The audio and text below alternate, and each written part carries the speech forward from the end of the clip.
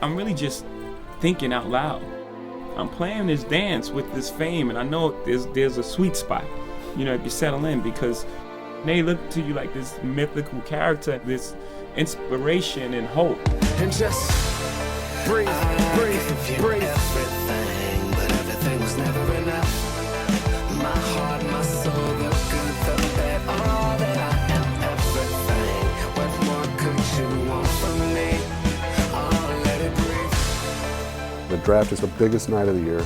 You know, it's been referred to as Christmas morning. It's going from one hotel room to now an event. The NFL has built it up in the rim of a Super Bowl. You're kind of a spectator, but you also know that you're about to be involved at any moment. It's really a culmination of everything you've been working for, and it comes down to one night. Just the hair stands up on the back of your neck, you know, it's like, man, it's just like everything kind of coming together. It's just like a game. It's great to see that final product, but so much has been done. It's just crazy, you know, it's a crazy time and full of excitement, joy. It's a once-in-a-lifetime thing, so seeing kids work hard, you know, their whole life to probably get to this moment. We've gone through just about every scenario that you can possibly imagine. It's a big jigsaw puzzle that all comes together at once.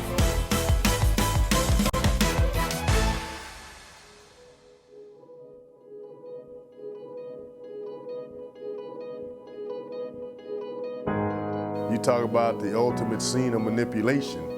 That's what goes on behind the draft, because no one really wants the other 31 competitors to know what they're doing.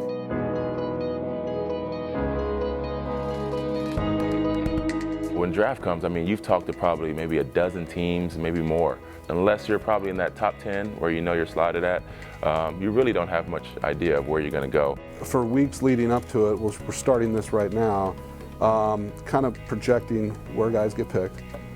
We spent a lot of work projecting what teams are going to be picking, what their needs are. You just have to be careful about assuming, you know, perception and reality on what you think. Try to read too much into even comments. So yeah, there's a little poker face involved in it. We'll put together scenario pages of what we're going to do with our first pick, our second pick, our third pick, and it ends up being about, you know, a 50-page booklet of, if this happens, this is what we'll do. These are the players we're going to target. As you think about a game, in most games, you know, one team has kind of established himself a little bit, and that's where we are. We have a pretty good idea, but you have to play the game out to see what the final score would be.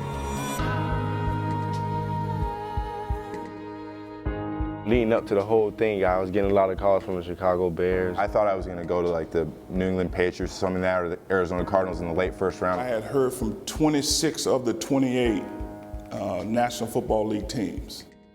I really thought I was going to Pittsburgh.